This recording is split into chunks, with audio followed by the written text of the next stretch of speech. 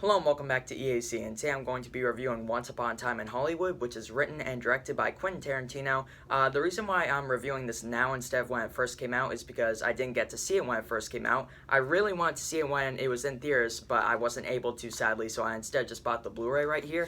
I just watched the movie, so it's fresh in my mind, I guess you could say. I love this movie. I think it is one of Quentin Tarantino's best. Again, I haven't seen all of his movies, so that's kind of, other people might say differently, like, oh, this is kind of in the middle of the road, or, oh, it's one of his better ones, his best ones. I think everyone can agree that this is up there for one of the people's favorites. This is definitely one of my favorites, if not my favorite, out of the ones that I have seen so far. Everything about this I love. The characters, everyone is terrific in this movie. The ensemble cast, Leonardo DiCaprio, Brad Pitt, Margot Robbie, everyone is excellent, as they always are in this movie.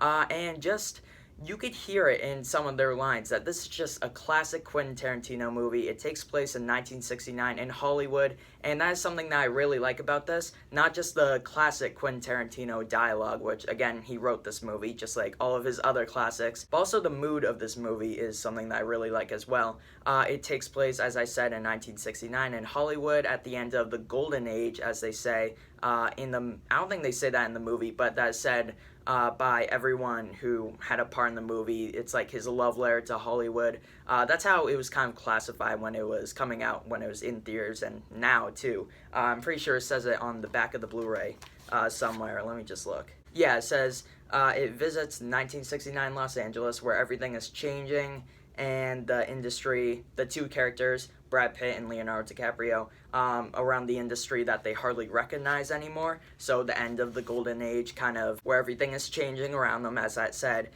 So that was something that I also really enjoyed about this. Everything about it, the production design, just, again, how it looks and just the mood it gets me in when I watch this, even though I've only seen it once. And that's only one of the things. Everything else is terrific, as every Quentin Tarantino movie is. The dialogue, the acting. I like how we bounce between the different characters. Leonardo DiCaprio being kind of, not a failing actor, but he feels like he's failing. He doesn't feel like he's fulfilling the potential that he possibly could have. He does by the end of the movie. This is a spoiler review because this came out like last summer. Or no, I'm actually filming this. You'll probably see it in 2020, but I'm actually filming this on New Year's Eve. So this came out earlier this year as I'm filming this. As you are probably seeing it, it came out last year in the summer of 2019. But anyways, by the end of the movie, Leonardo DiCaprio is kind of succeeding more. He was in more movies.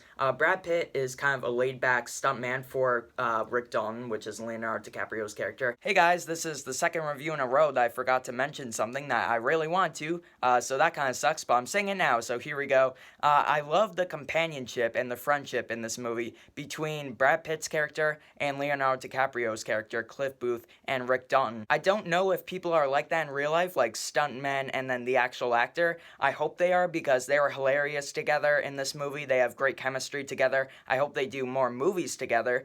Probably not as these characters. They wouldn't do it as these characters, and that kind of upsets me because I really want to see more of the adventures of Rick Dalton and Cliff Booth. And that was also something else.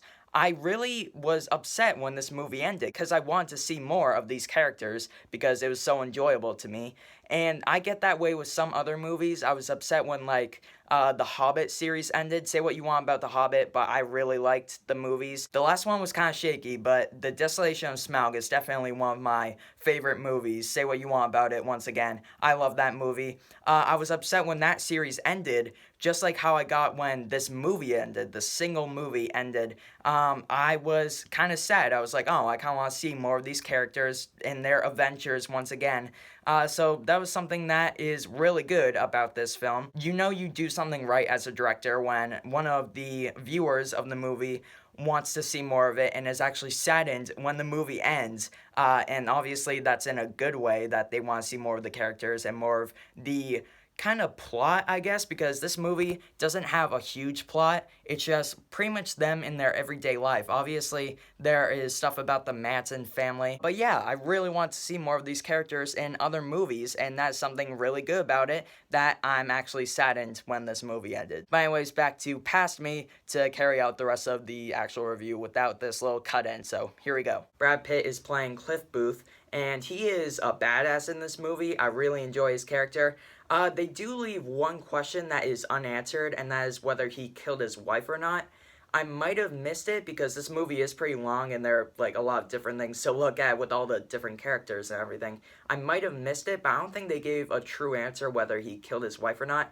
They kind of alluded to it, but we never got the clear answer. But I'm fine with that. I'm fine with not knowing. I kind of forgot about it, honestly. I just remembered it back now. But yeah, so he's a badass. He's laid back. He's cool. He drives around in a Cadillac all day, and he picks up girls, and they bring him to the Charles Manson cult family place, or whatever you want to call it. That was pretty terrifying, actually, those scenes, especially near the end, and I'll talk about the ending very soon. Again, I really like Brad Pitt's character in this movie. Margot Robbie plays Sharon Tate, again, kind of a laid-back actress who's just enjoying the world around her.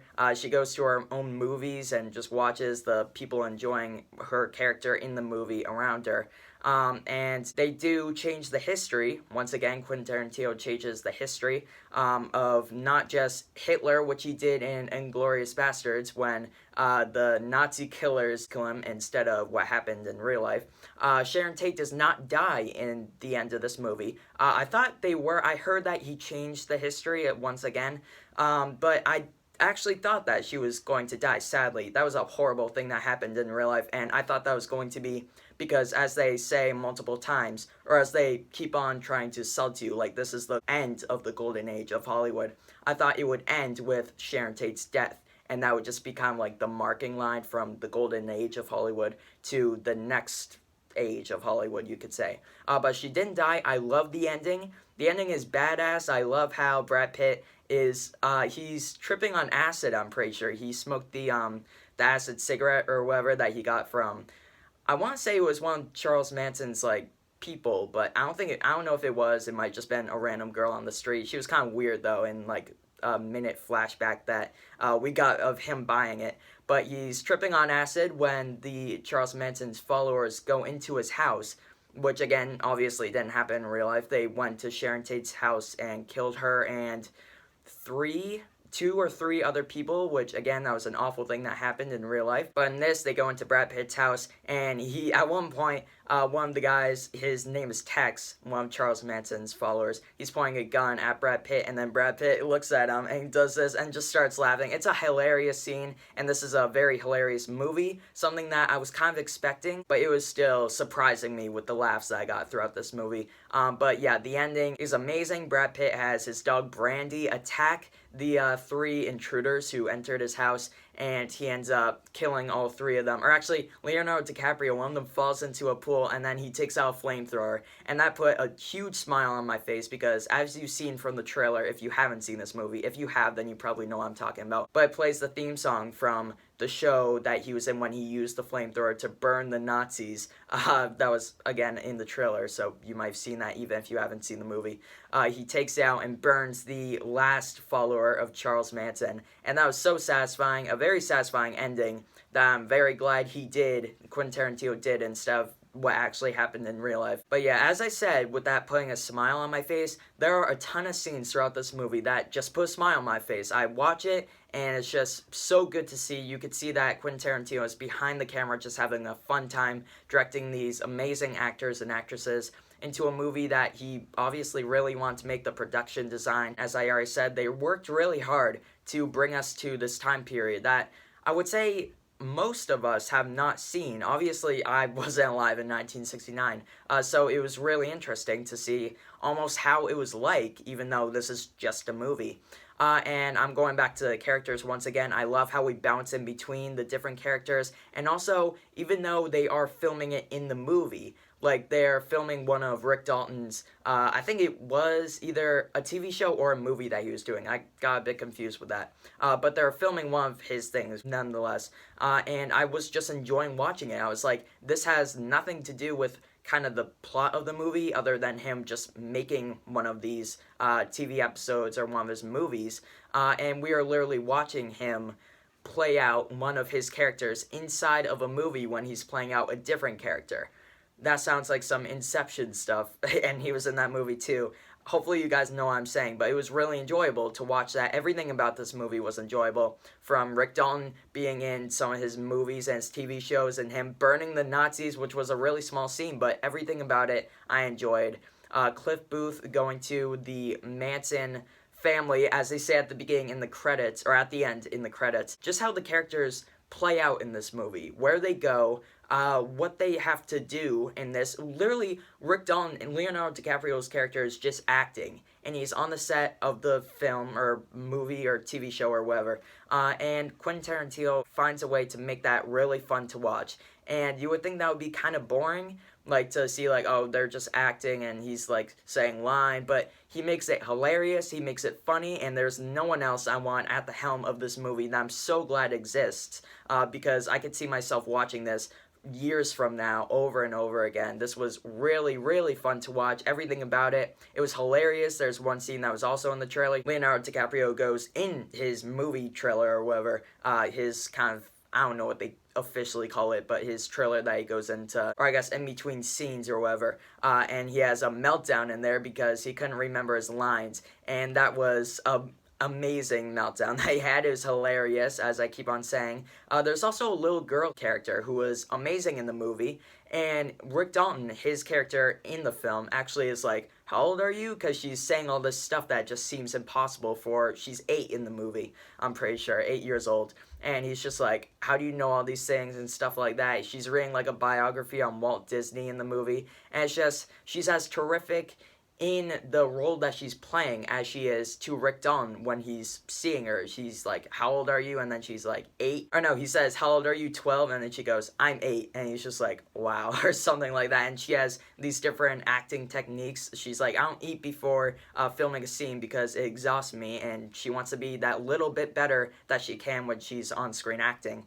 And yeah, just everything like that. Every character in this was enjoyable. Everything about it was enjoyable. I keep on saying that word, but it really was. That perfectly sums up this movie. Just Quentin Tarantino having fun making this, puts a smile on my face just like most of the scenes in the film, and for that reason, I'm going to give Once Upon a Time in Hollywood a 10 out of 10. Guys, if you have not watched this movie, you should definitely see it. You could buy the Blu-ray like I did. I'm really glad I bought this. I can't wait to watch this years from now, as I said over and over again.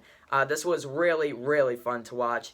And just, again, the whole mood of it, being in Hollywood at this time period, is just so fun to watch. And I feel like I'm repeating myself, even though I want to get the point across to you guys, that this is just a fun, amazing, terrific, beautifully acted, hilarious movie that I'm going to enjoy years from now. Once again, hope you guys watch it for yourselves. Leave a comment down below if you have seen it, your thoughts about the movie. You could leave a list of like your favorite Quentin Tarantino movies if you like anything in the comments down below about the movie, about anything. You could put in the comments. Thank you all so much for watching this review. Sorry this is overdue, but once again, I didn't see it when it first came out. That's why I bought the Blu-ray. I just watched it, and it was amazing. It was a terrific movie, and it totally deserves that 10 out of 10 rating that I just gave it. Thank you for watching, and hopefully I'll see you all next time. Goodbye.